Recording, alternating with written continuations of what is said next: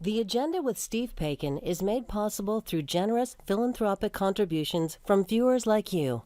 Thank you for supporting TVO's journalism. It's official. Ontario goes to the polls June 2nd. Every party wants your vote, and tonight we'll assess what strategies to expect from the parties based on the advertising already out there vying to persuade you. Then, Steve Paikin talks to the head of Elections Ontario about ensuring every ballot cast is counted. Also, we'll hear from filmmaker Jeanette Kong ahead of tonight's world broadcast premiere on TVO of her new documentary, A Brief Record of My Father's Time at Sea. It's Tuesday, May 3rd, and that's all ahead on the agenda.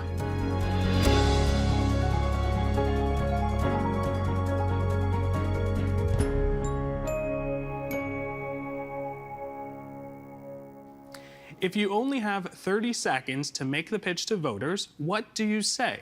And how much does how you say it matter? With us now on that and whether we can already see the party's strategies from the ads they've put out so far. In the nation's capital, communications consultant Tim Abre, who's also a doctoral candidate in political studies at Queen's University. And in London, Ontario, Laura Stevenson, professor of political science at Western University and co-director of the Consortium on Electoral Democracy. Welcome to you both. Thank you. All right, so what does advertising play in the campaign strategies of Ontario's major political parties, Tim? Well, it plays a pretty significant role in their strategy. It's mostly about building awareness. It's about framing messages. It's about identifying themselves to voters. It's about introducing themselves, in some cases, to voters who, at this stage of the game, really may not know even who the leaders of some of the parties are. That's a particular challenge, obviously, to the Liberals, but it is about all of those things. But primarily, it's about setting out a frame, letting people know what you think this campaign is about, and trying to drive messages home about what you're going to do about those important issues that you're claiming are the substance of the campaign. Laura, I'll get your take on that as well. What role does advertising play in the campaign strategies of the major parties? Sure. I mean, I agree with everything Tim said, but I would add one other thing, which is that it starts to tell voters that there's going to be an election. And while it is doing all the other work too, of course, of introducing the leaders and the platforms, one of the biggest things that happens during an election is that partisans are mobilized. And so all these political ads kind of remind people, hey, yeah, that's the party that I supported in the past. And in many ways, it gets them kind of in tune or tuned up, I guess, for the kind of fight, I'll say, between the teams that's going to be happening during the campaign. All right, so let's chat about the campaign strategies of the major four parties. I'm hoping we can get sort of a high level, sort of what stands out to you, Tim, about the four major parties so far. Well, we haven't seen a lot yet, and I'm afraid I'm going to reach back a little bit because they did start this a little bit before this week. They got into this last fall and started testing the waters around their messaging and making decisions about what it is that they want the electorate to see. But I'd say that the things that really stand out, obviously, that the Conservatives are engaged in very much a cheerleading exercise right now. I can't agree enough with what Laura is saying about a lot of this is about motivating people and getting them to come out and vote. Reminding them there's an election in process is exactly right. And the Conservatives have made clear that what they're going to do is cheerlead their folks right to the polls. Their ads are very much like something right out of a Nickelback video. There's the fist pumping, anthemic music. They might as well have called it Get Her Done instead of Get It Done. It's a very folksy approach to things. The NDP, they have had a few kicks at this with their current leader. And so their first order of business appears to be taking on the record of the government, attacking Stephen Del Duca, trying to establish their own leader as the credible choice. You have no other alternatives. Let's go with the credible one this time. I think that's very much what they're trying to go for. And interestingly, I was surprised when they did test some ads out last fall, and and it'll be interesting to see if they reprise this theme during the campaign. It was interesting that they recycled a phrase from the 2011 federal Conservative campaign, pasting Doug Ford and Stephen Del Duca with this "he didn't come back for you" business that was used against Michael Ignatieff by the Conservatives. It'll be interesting to see if the NDP continues that theme about, they're not here for you, they're here for power, they're here for other things. In terms of the Liberals, there's no question they're going to be attacking the Ford government's record, but they're also going to be introducing people to Stephen Del Duca, and that's very clear from the very first ad they dropped. They are concerned, and they should be, that people don't know who Stephen Del Duca is, what he stands for, which makes him a bit of a blank slate for the other parties to write their story on.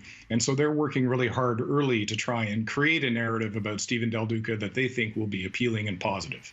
And as for the Greens, the Green Party obviously has a big hill to climb, but they're very much pushing the credibility buttons. They're talking about, in their bits, in their 30-second pieces, they're talking about having a real plan for, a real plan for housing, a real plan for mental health, a real plan for climate change. So they're trying to push, again, that credibility button and show that they're about business, they're not about pomp and circumstance. Laura, I'll get your take as well on that. Was there anything that stood out, whether from Tim's response there as well, but from the major parties as well? The one thing I'm really noticing is the way the Conservatives are kind of going after the previous Liberal governments. And I think that's an interesting one to consider. I mean, the Liberals aren't the opposition right now, right? They are definitely, I'd say, weaker electorally than the NDP, although they're fighting hard against that. And the PCs are going back in time saying, remember, you didn't like that before, and we've cleaned up that mess. And so I think that's an interesting bit of positioning. It says a little bit about what the PCs think is their real opposition this time around.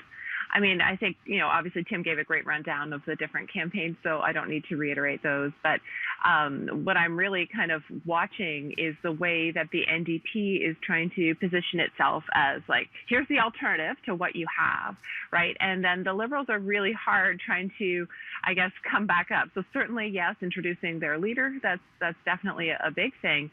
But it's hard sometimes to differentiate between the Liberals and the NDP in a lot of the things that they promise and a lot of the things that they say. And so, it's the starker contrast, I think, that comes between the PCs and the NDP, and that's what they're trying to kind of go forward on, right? Like, if not that, then us, and we're the ones who've been here. So it'll be interesting to watch whether these messages change and whether the PCs actually, turn and start to target the NDP a little bit more.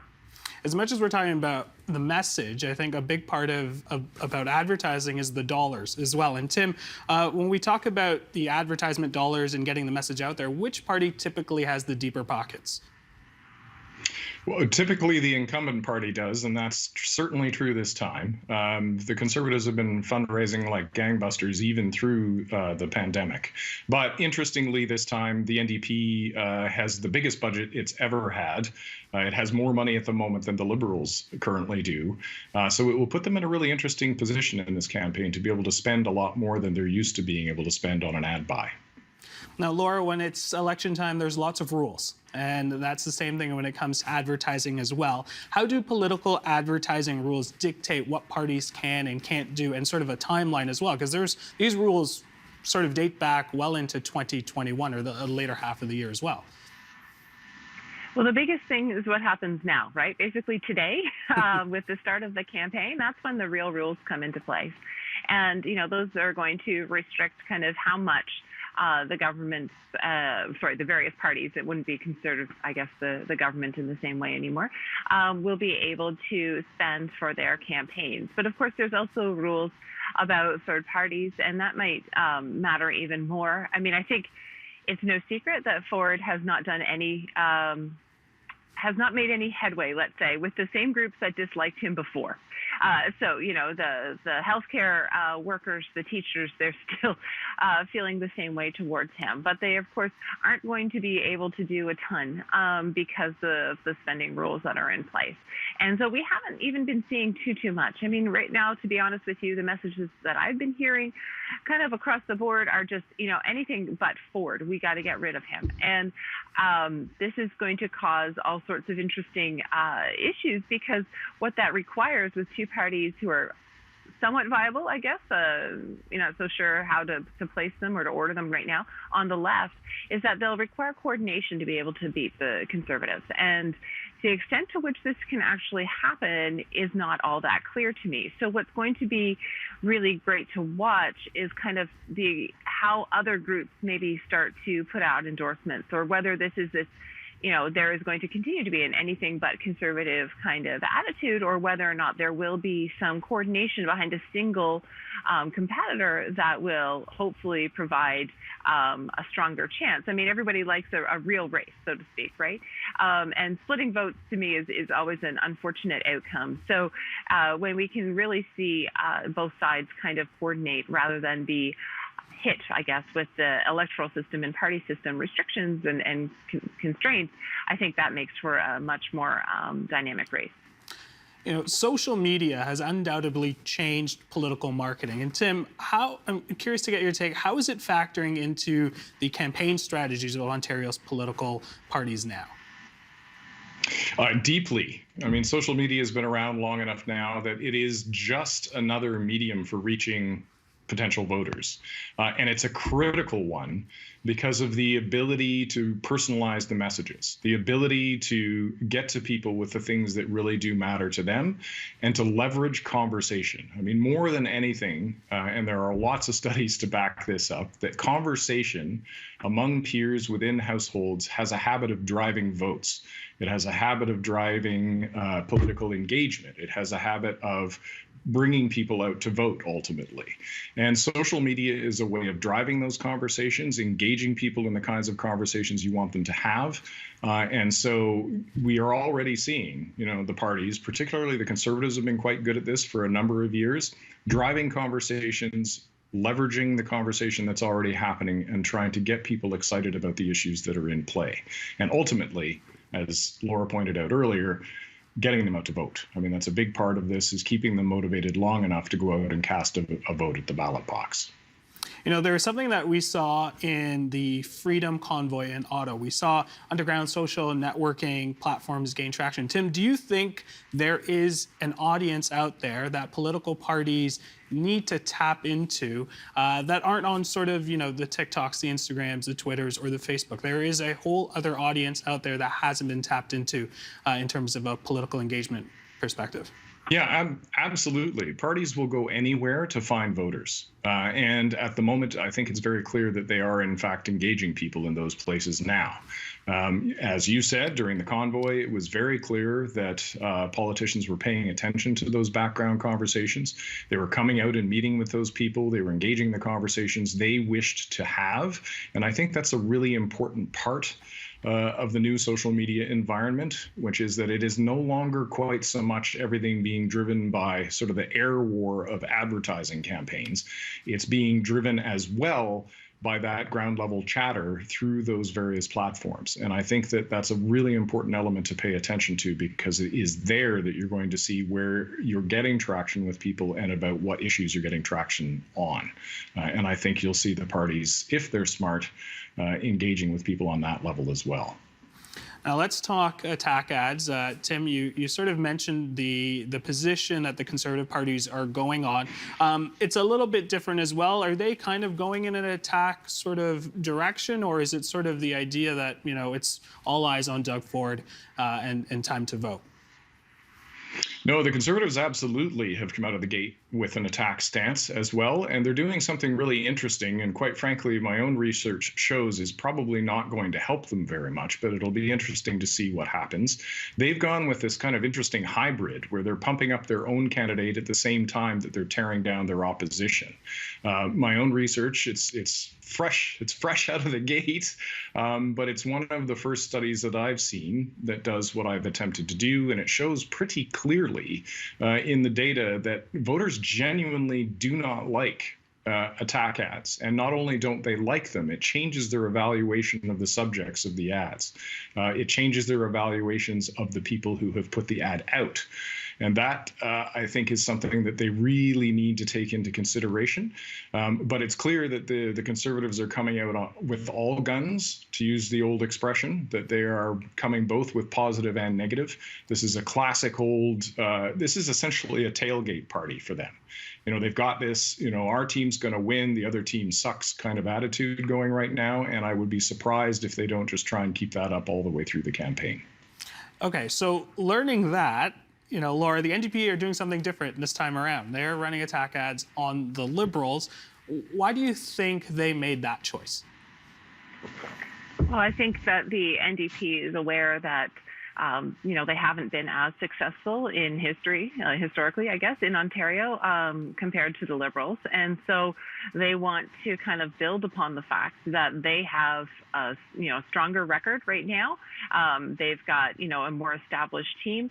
And so they're trying to make sure that, people aren't seeing the Liberals as the other party. And I think this is a danger we run into in Canadian politics, at the federal level and also in Ontario politics, right? Because we end up thinking about, well, it's either the Liberals or it's the Conservatives. And so the NDP sometimes is the also ran, but I don't think that's the case right now. And they're trying to remind voters of that. And I think that's what they're spending their time doing. It's logical.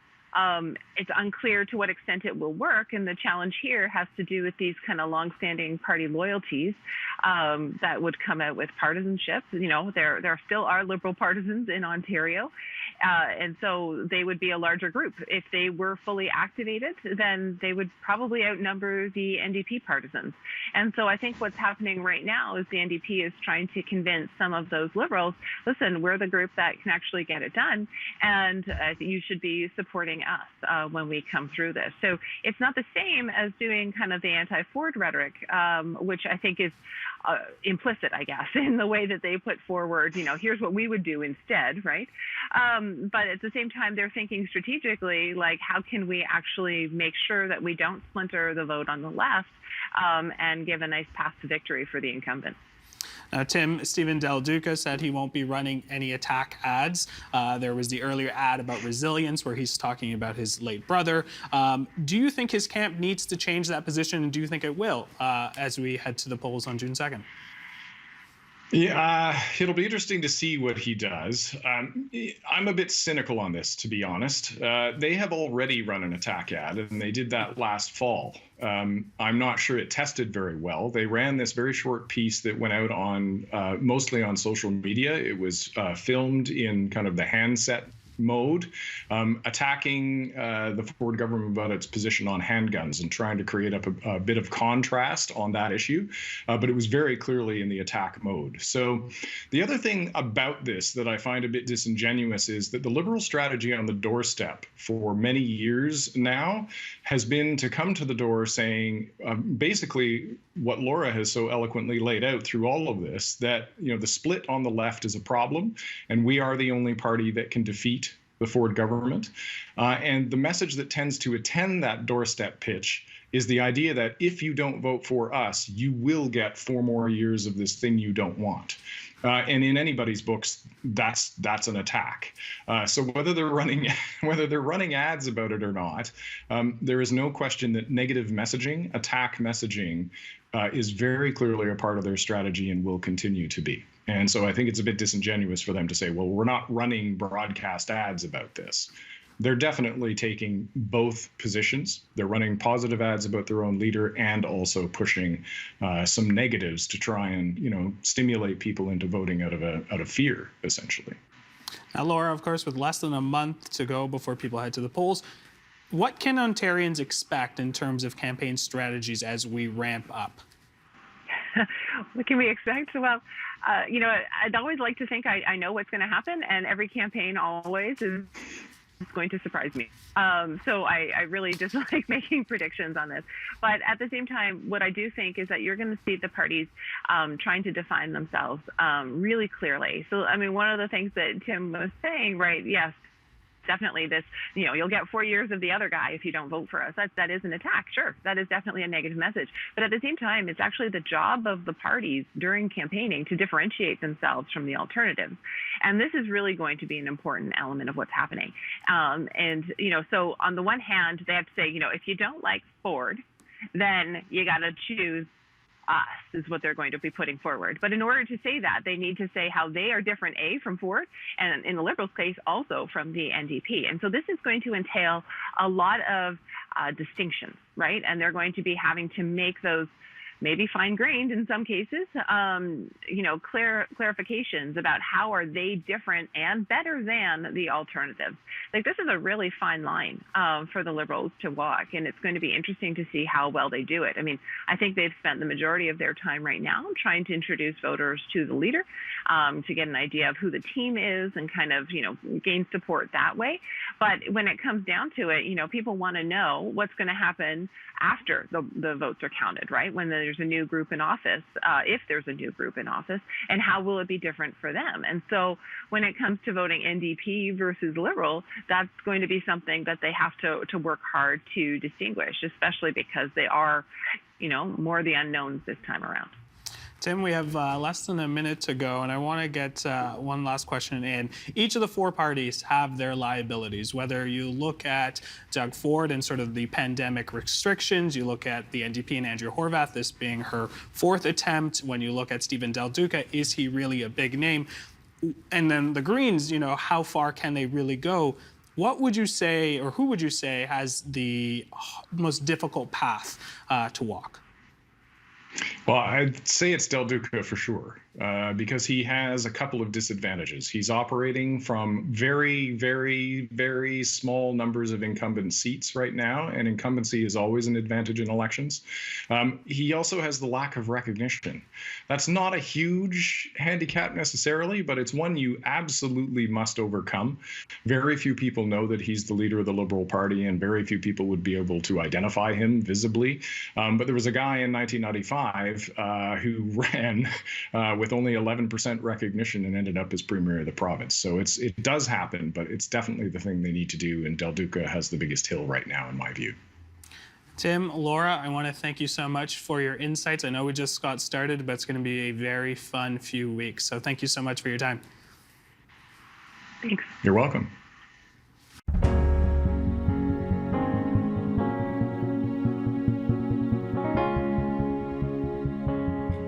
This province's date with Democratic destiny is rapidly approaching. On June 2nd, the votes cast by eligible Ontarians in the 43rd general election will be counted. Elections Ontario is responsible for ensuring it all happens without a hitch. And with that, we welcome the Chief Electoral Officer for Elections Ontario, Greg Essensa. We welcome him back to our airwaves for an update. Greg, good to see you again. How are you managing these days? Very good. Good to see you as well, Steve. Well, the election may be on the 2nd of June, but I got a feeling you guys, you start your work well before the 2nd of June, I'm guessing. When do you actually start your work that culminates with Election Day?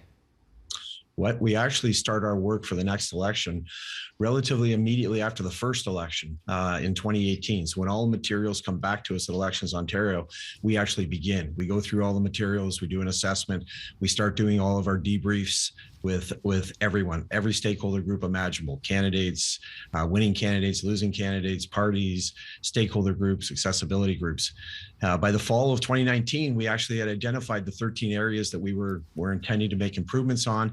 And by the fall of 2019, we actually had a footprint. We knew exactly what the election was going to look like in 2022. We had determined the areas we were going to improve upon. I had given authorities and direction to begin that. And then, of course, March 2020 hit, and we had to effectively re-establish and look at every aspect of the election again. And we've been doing that over the last 2 years to get ourselves ready for this coming June. Now, I'm not going to make you go through all 13 areas that you thought needed improving, but take one or two. What did you learn from last time that you needed to improve on for this time? Well, it was also in relationship to what we saw with impacts of COVID. So a perfect example was voting locations, capacity limits.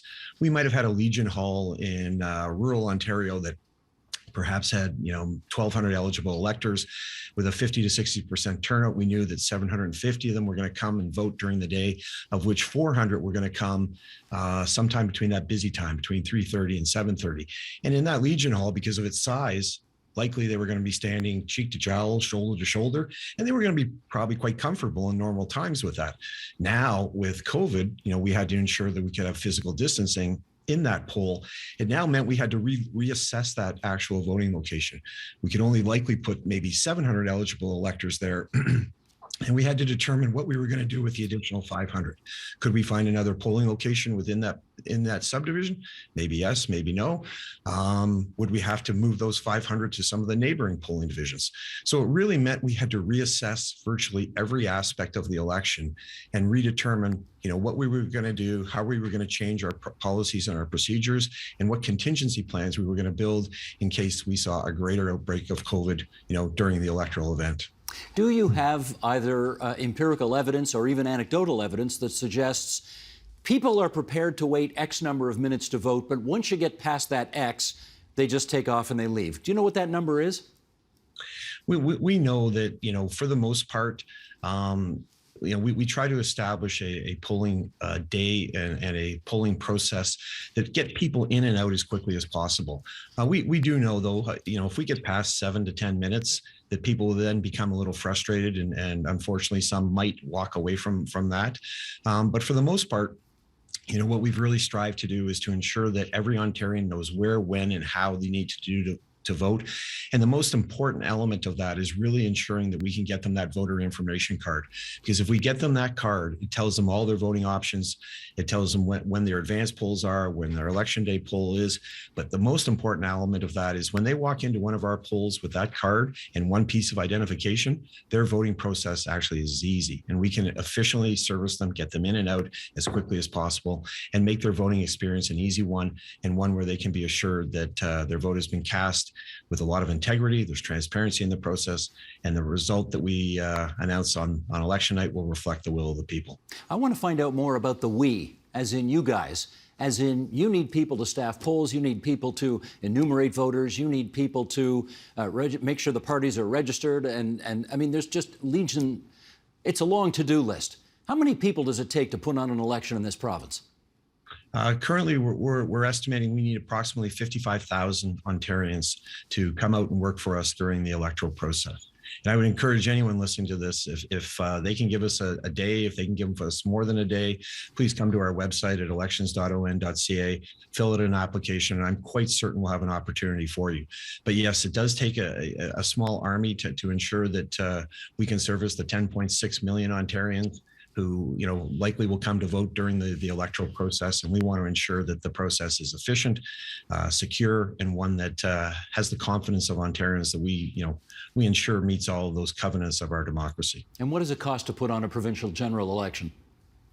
Currently, this election, we're estimating is going to be about 158 million and 700,000. It is an increase from 2018.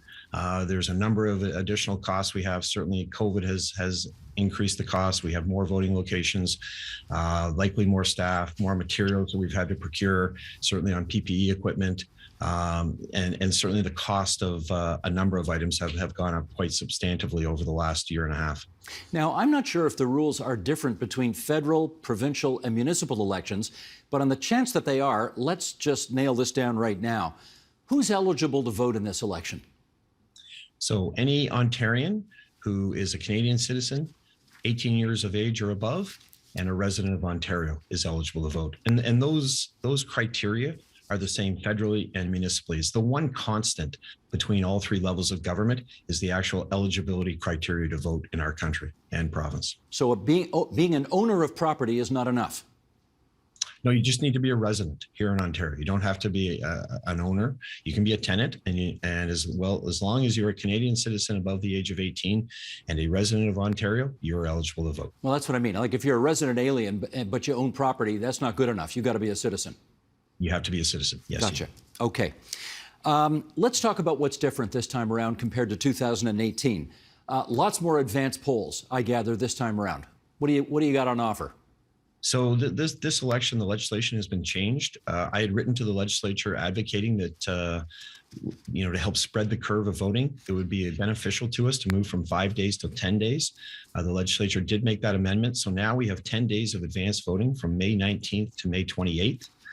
What I'm excited about in the changes to the legislation is what it allows. It allows the local returning officer to, within that 10 days, potentially to move a poll for 3 or 4 days in one community, 4 or 5 days in another community. This is really valuable, especially in the ridings that are large geographically, and where we have population bases that are sparsely distributed within the riding. It ensures that Ontarians hopefully will have a location that is close to them, might be available for 3 or 4 days during that 10-day period, but it will negate having them to travel an extensively long period or long distance to get to a centralized location. So we're quite excited that this will provide greater opportunity and greater flexibility for Ontarians to choose when and where they exercise their right to vote. I'll make a little confession here. I never vote in the advance polls. I always vote, but I always vote Election Day. There's something to me kind of cool about Election Day. But I gather you don't want everybody just showing up on Election Day. You need people to vote in the advance polls. Is that fair to say?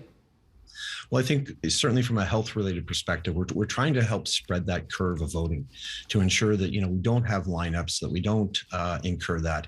Traditionally, Ontarians, I can tell you over time, traditionally 85 to 90% of Ontarians vote on Election Day in their home poll.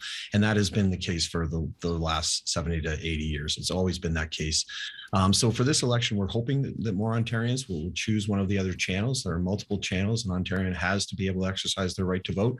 But we're just looking to help, ensure that we can spread that curve to mitigate any long lineups that might present a health risk to any Ontarian who's coming to vote. Is there any evidence that if you actually give people more advance polling days on which to vote, they will take you up on that?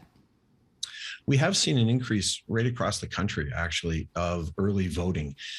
Certainly federally, this last election, they increased the number of days, and they had a substantive, I think it was a 21% increase in advance voting. Some of the provincial bodies that ran elections early during COVID, particularly in BC and Saskatchewan, they saw substantive increases in early voting. Both had increased the number of days. So there is empirical evidence across the country.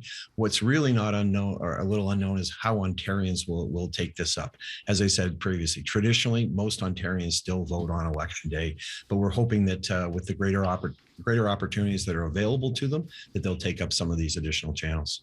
I mean, please tell me if you think I'm wrong on this, but I've never thought the issue was a question of accessibility and enough days before Election Day to vote. I've always thought that more people don't vote because A, they don't like the leaders, B, they don't like the platform, C, they don't like all the mishigas surrounding politics, and that's why they don't vote. Am I wrong about that? Well, Steve, my role as Chief Electoral Officer is to ensure every Ontarian knows where, when, how, and how to exercise their right to vote. We put on this event, and I would hope all 10.7 million Ontarians exercise their right to vote and come out and participate. But ultimately, in our great democracy, choice is at the forefront for the elector themselves. They get to choose when and where, or if they want to vote. And from my perspective, there's lots of rationale that goes into why they do or don't vote. But my role as Chief Electoral Officer is to ensure we provide as much opportunity and as much information as possible to every Ontarian so they can make an informed choice of how they want to participate. Can Elections Ontario do anything about getting politicians to behave better or make more responsible promises, which might encourage more people to vote? Well, my role is clearly to ensure that I'm being a little facetious with that. I know you are. But my role is really to ensure that both the Election Act and the Election Finances Act, that the provisions in there that are adhered to. So, if there are things that go a little sideways, we do have some investigative powers and some opportunities to ensure that the election is conducted in accordance with what's expected from all Ontarians. Okay. I know let me put it this way. Back in the day, if I recall, you used to have enumerators come around, they'd knock on your door, they'd take all the information, make sure you're on the voters list, and that's how it worked.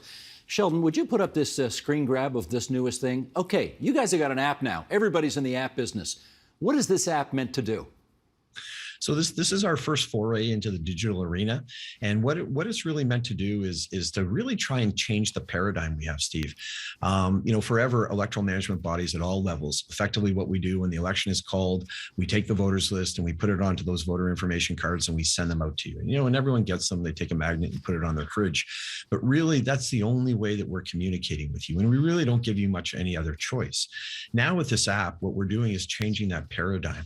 We're allowing you, the elector, to determine how you want to communicate with us. What it does, it allows you to determine, do you want an SMS text? Do you want an email? Do you want both? Right? Do you want us to notify you when a new candidate's been registered in your riding? Do you want us to notify you the day before advance polls start, or if there's an advance poll opening close to you? Right? The app will also take all your voting locations, advance polls, and election day. It will map it to you. It will show you the fastest and easiest way to get there. It will also provide you with an electronic, what we call voter information card, or VIC, that you can take to the polls and we can utilize as a form of identification. So really, it's that first foray into this arena. It is a pilot for us. We are encouraging all Ontarians, please sign up. It's on the Google Play Store and the Apple Store.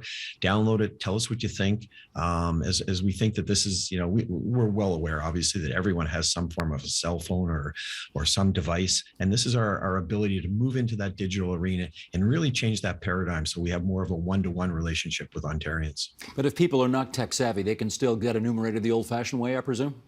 Yes, absolutely. We still will be sending out the 10.6 million voter information cards. Those cards will come out very shortly after the writs have been dropped.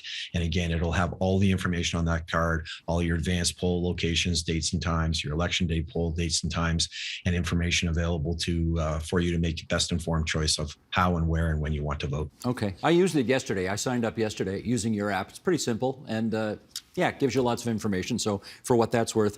Now, invariably, even though you take every effort to ensure that nothing screws up election night, something will screw up election night. It always happens. What's at the top of the list of things that concern you?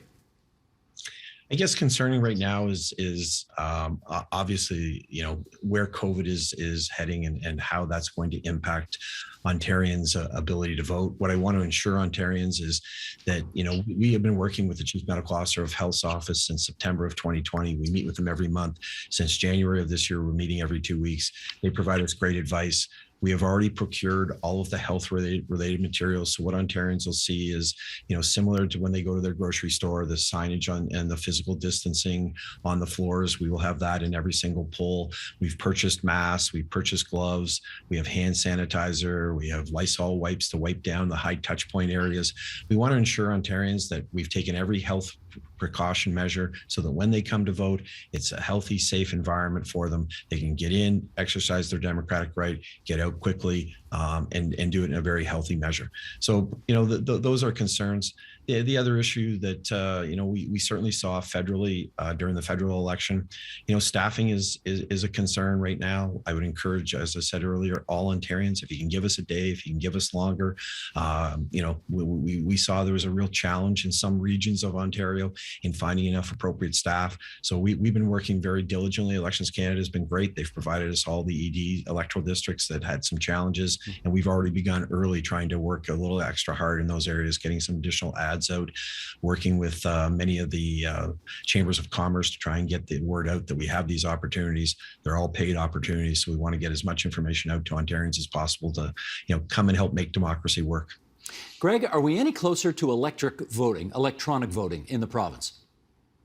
At this point, not quite, Steve. I think we're still monitoring that and looking at that until, voting, I often get asked, if I can bank online, why can't I vote online? Banking is very different. You have a shared secret with your bank that you actually want to have, right? So if there is something that happens in a bank, you can go to the bank and you can swear your declaration and they can reinsert whatever funds that were inappropriately taken back into your account. Voting is entirely different, right? One of the sort of core covenants of our democracy is secrecy of the ballot. You don't want me to know how you vote, right? So right now, what we haven't been able to determine is a solution that ensures the integrity and the security of the system. We're keeping monitoring that, but I really think when this will change is when there is an acceptable digital identity that is widely utilized and widely accepted, I think at that point we might see a little bit more movement in that area. I ask because, if you are blind, or if you are physically disabled, or if you are immunocompromised or afraid of being in crowds because you don't want to get COVID, those are all pretty good reasons that would keep you away from physically attending a polling station. But if you want to exercise your franchise and you're in one of those buckets, what do you do? So we have several options for individuals in those areas. First and foremost, on May 5th, the day after the writs are issued, we have a program called Home Visits. Where in fact we will actually come to an individual's home who they might have some incapacity or they might have some disability that makes it very difficult for them to come to the poll. In those circumstances, we'll come to your home, we'll help facilitate the vote. Even some of the changes we've made to that program in relationship to COVID, we now can facilitate that almost curbside. So if they're a little concerned about us coming in physically into their home, we can actually facilitate that coming to their door and facilitate the whole process without actually stepping into their residence. The other thing that we've improved this election, we have a piece of technology. It's called assistive voting technology. It's available from May 21st now, and it's actually available on election day in the returning offices. And what this technology allows, if someone has some form of a disability, it has sip and puff technology, it has paddles, it has a tactile device for those who are visually impaired or blind, and it allows them to vote completely independently. And it still produces a paper ballot with a mark that's completely indiscernible. And we encourage, we're working with a number of accessibility groups to ensure that they have all of that information, where that's available, when that's available. So depending on any of those groups that you highlighted, there is a means for us to exercise the right to vote. And we just want to make sure that all of that information gets to them so that they in fact can make the best informed choice as to how to vote. Any guess as to how many people might avail themselves of that service? It's the one program, particularly Home Visits, that we established this in 2011, and our numbers have been going straight up over the last 3 elections. As the population ages here in Ontario, obviously we're going to see some forms of likely slightly higher disabilities. So we've seen a huge increase in that. We're moving the what we call the AVT program to election day. So we provide even greater access to that for Ontarians, because like you said earlier, a lot of Ontarians do want to vote on election day. They want to wait until they make their informed choice, on election day itself. Yeah, that's part of it. I mean, you want to wait. I always want to wait till the last second so I can hear absolutely every shred of information to help me make my decision. But are we talking here hundreds or thousands or tens of thousands of people that avail themselves of this? Do you know? We're definitely talking thousands. Okay, I'm just doing some fast math here while we speak, and I'm looking at the number of people who voted in the last election. And I got here 2.3 million people voted for the Conservatives, and almost 2 million voted for the NDP, and 1.1 million voted Liberal, and about 250,000 voted for the Greens. So 2, 4, 5, 5.4, 5 fewer than 6 million people voted, and we have 10.7 million eligible voters? 10.6 million eligible this election. Last election, we had 10.2 million. So Ontario continues to grow, as you're well aware. But I wanted to make a point about turnout. I mean, is it my imagination, or does turnout stink in this province? Well, turnout has fluctuated over time. Back in 2011, I think we actually went below 50%. This last election, we were about 57% turnout. So my role is really to ensure as many Ontarians know when, where, and how to vote. The why proposition, though, is really quite honestly shared. It's shared with the political leaders. They set the policies and the platforms under which they would hope to govern our great province. Shared with the candidates. They provide perspective locally to their constituents. It's shared with you, the media. I do a number of media events, and I often will say to them at the end, make sure that you're promoting the importance of voting in a healthy civil society. And then ultimately it's shared with the voter themselves. And in our great democracy, they get choice when and where and how to vote, or if to vote. Last question. If we had 57% turnout last time, obviously you'd like to see 100. We're not going to get 100. What's a reasonable target to expect for this election? Well, as I said previously, Steve, we plan for all 10.7. A reasonable target probably would be 60%, well, or above. That would be a healthy turnout and an engaged electorate. And we would encourage all Ontarians, please get as much information as possible so you can make the best informed choice on how and where and when you wish to vote. Gotcha. Greg Essensa, Chief Electoral Officer, Province of Ontario for Elections Ontario. Thanks, as always, for making a visit virtually to TVO tonight. Thanks very much, Steve.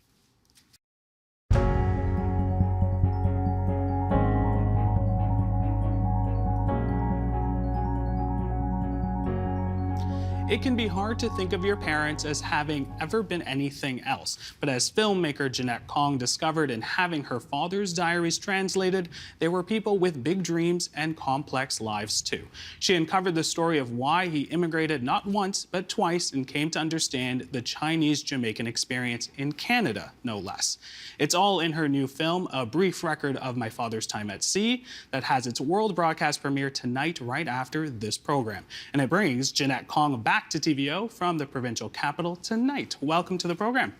Thanks so much, Dan. All right, so before we begin, a big congratulations. I understand that your film was nominated for research at the Yorkton Film Festival, so congratulations on that. Oh, thank you so much. Thank you. All right, so you've made 4 films on the Chinese-Jamaican experience, but this one was a bit more personal. What inspired you to make it? Well, I discovered this journal and I didn't know what it was. And my dad didn't explain what it was to me, but he kept it by his bedside table for many years. And then when he died at the age of 80, I took it and placed it beside my bedside table, where it stayed for a long time. And then in about 2013, 2014, I had a good friend, an elderly gentleman, Mr. Basil Lee, translate it for me. And I was just so, awestruck by his, just the detail of the diary and what it was. Because I couldn't understand Chinese. I couldn't read it. So it was really, just a surprise to find out what it was. Now, this film took quite a while to put together with all the research that it took place. But in your story in the film, you actually moved to China, and that played a little part in terms of telling the story. What led you to do that? Well, I went to China with my parents in 1996, and that was very eye-opening for me. I'd always heard about relatives, and then to finally meet them, I felt a connection. But and that was a long, long time ago. And then I did a film called Finding Samuel Lowe, and reconnected with my family there. And then my parents died. After they died, because of this, because of Finding Samuel Lowe, it got me back to China, and then I just felt this real connection to my family there, and then thus was, interested in moving there just to experience what it was like for to live there for a while. What my parents might have experienced living in Canada, because I didn't really know a lot of Chinese. So I had the experience of having the immigrant experience flipped, on me. So let's talk about your father, Keith Kong. In 1949, he makes the decision to leave his hometown of Shenzhen in Guangdong province for Jamaica. Tell us about that. Well, my dad was actually born in Jamaica and then left when he was very young. He was only 3 years old. My grandfather was in Jamaica and took the family back. And so my dad grew up in China. But, during that time in 1949, life was very hard in China. And some of the relatives in Jamaica needed workers to work in their stores. So my dad had this opportunity, and being the eldest son, wanted to help his family in China so he could send remittances back, and that would help the family. Now, so that's why he left. In your journey through this documentary, you got to see sort of your father's skill at writing. Did you know that he could write like that? They were quite beautiful passages. No, not at all. It was really, it was very eye-opening to have this glimpse into his interior life. My dad wrote letters and he always read the newspaper, but no inkling that his writing was as eloquent as it was. So it was a surprise, I have to say. Now, I want to show a clip from the documentary. This is from an early entry in his journal, and that journal, of course, documents his journey from China all the way to the United States. Let's have a look at that clip. 為了生活的逼迫和未來的幸福促想，而不能不痛心離別了年老的父親。年幼的弟妹，離別了故鄉的一切，煙霞重遊，而漂流海外。強人出國，更是我那多愁善感的心情，破碎萬片。Now, those are quite personal passages. And of course, this was a journal that was stashed away in a suitcase, kept on his bedside table for quite a long time. What was it like to learn of your father's hopes and anxieties at that stage in life? It was a surprise because, usually I think for a lot of children of immigrant parents, there's usually a bit of a communication gap. I don't know fluent Hakka. And so, we didn't talk about dreams and hopes and wishes, so it was really great it was very touching and meaningful to know that my dad had, these wishes and also sort of the connection that he had to his family. Oftentimes, sometimes families can lose touch with each other. So I think it was very lucky. He had a real sense of duty. I would say my dad was very dutiful. You had mentioned Hakka and in reference to Hakka Chinese. For our viewers who aren't familiar, can you explain sort of Hakka Chinese and sort of its reference there? Sure. So we're part of the Han majority in China. The Hakka people, but we have a distinct dialect and distinct culture and foods that we eat.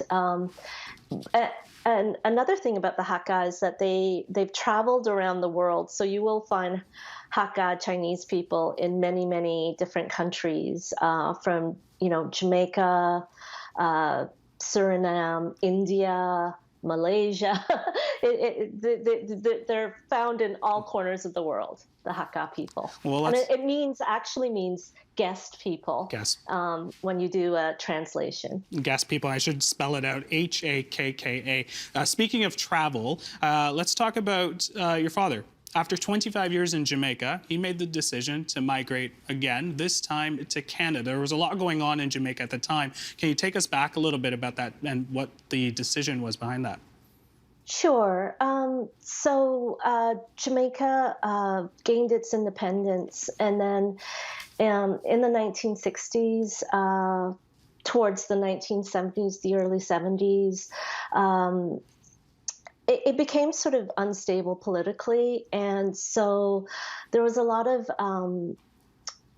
a rise in violence and crime, and at the time there was sort of an exodus of Jamaicans out of Jamaica, and so my family was part of that. My dad was very concerned about the rise in crime and violence there, and so he made the decision, he and my mom, to move to Canada, and we came in the early 70s.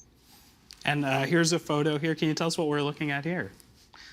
This is a photo of my family. There's my mom, my dad, of course, and then my sister, and I'm the little girl in front of my sister, and then my three brothers, and then a relative was visiting, and so we took a picture, and this was just outside of our shop that that my parents owned in Kingston. In Kingston, Jamaica. Very beautiful family. Yeah. You know, identity is something that is complex. It is a journey. You were born in Jamaica, grew up most of your life in Canada. You've connected with your Chinese ancestry. What do you consider yourself to be? I consider myself to be very multidimensional. So I definitely have all three sides in me. And I think the film really shows that, because you hear me speaking with my, Canadian accent, my everyday voice. But then when I'm around my Jamaican relatives, definitely my Jamaican patois comes out. And I cannot speak to anyone from Jamaica, including my relatives, without a Jamaican accent when I'm around them. And then you hear me speaking Hakka in China with my relatives. So definitely, I'm a amalgamation of all three, a mélange, and very, very, appreciative of all three cultures, definitely. It was very noticeable in the conversations with Aunt Dottie, who's an amazing, amazing character in your film as well. You had mentioned, your father. He has since passed, and he wasn't able to see this film. Do you wish your father could see this? Oh yes, of course, yeah, for sure. I'm a bit. I was a bit worried. Thinking that he might not approve because he was such a private person, and but I think that our family is really a case history for how the Chinese got to Jamaica. My dad was, a lot of men went from China to Jamaica from the 1800s all the way up to the 1970s. So my family really is this case history. And so that's why I wanted to share it. And then, like a lot of Jamaicans, we moved to Canada. And so it's documenting a history of a community that is normally not, you don't know the history. So yeah, so I'm really happy. And I think he would have been very pleased to have it on TVO, because he was very, very proud of the fact that I worked at TVO. That's great to know. And it was a very, very touching story and a personal one. So thank you so much, Jeanette Kong, for sharing that story. And thank you for joining us on the program tonight. Thank you, Gian. Take care.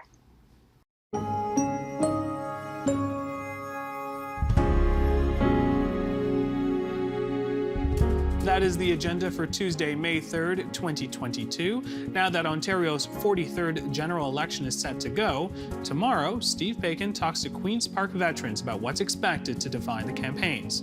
Also, we'll get insight from Aaron Kelly on what the AI Poly is picking up as top issues for voters. I'm Jane Jaganathan. Thanks for watching TVO, for joining us online at tvo.org. And Steve, we'll see you again tomorrow. The Agenda with Steve Paikin is made possible through generous philanthropic contributions from viewers like you. Thank you for supporting TVO's journalism. The Agenda is always on. To catch up on conversations from this week or any week, visit our website, tvo.org/theagenda, or our YouTube page at youtube.com/theagenda. It's all there for whenever you want to watch.